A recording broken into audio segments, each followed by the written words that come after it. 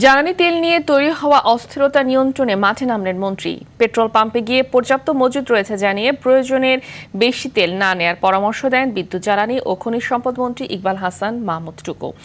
অন্যদিকে 5টি শর্ত সহ পরিবহন ভেদে জ্বালানি বিক্রির পরিমাণ নির্ধারণ করে তেল ক্রয়ের নির্দেশনা জারি করেছে মন্ত্রণালয়। বিস্তারিত রুদ্র রফিকের রিপোর্টে।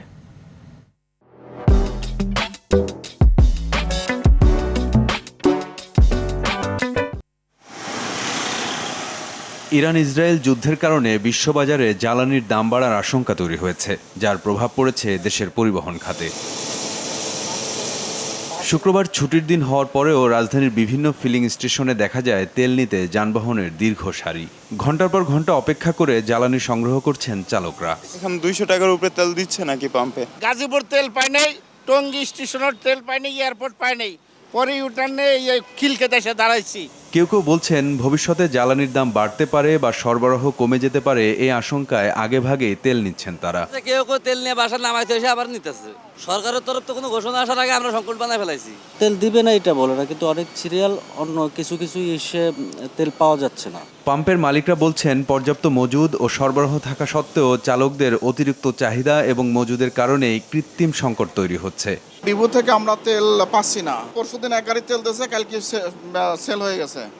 আর গতকাল পাঠাইছি 13,500 অকটেন তেল দিয়ে সারাদিন বসায় রেখে আমাদের তেল দেওয়া হয় নাই।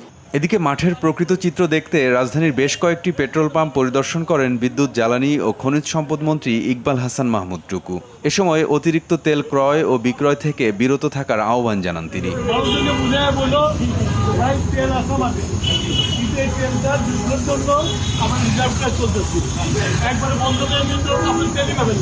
অন্যদিকে পরিস্থিতি নিয়ন্ত্রণে পরিবহন অনুযায়ী জ্বালানি বিক্রির নির্দেশনা দিয়েছে মন্ত্রণালয়, যেখানে দৈনিক ট্রিপ প্রতি মোটরসাইকেলের জন্য 2 litre, private car 10 litre, jeep ও মাইক্রোবাস 20 থেকে 25 লিটার, পিকআপ ও লোকাল বাস 70 থেকে 80 লিটার এবং দূরপাল্লার বাস, ট্রাক, কভার্ড ভ্যান ও কন্টেইনার ট্রাকের জন্য 200 থেকে 220 লিটার জ্বালানি সরবরাহ করতে নির্দেশনা দেওয়া হয়েছে।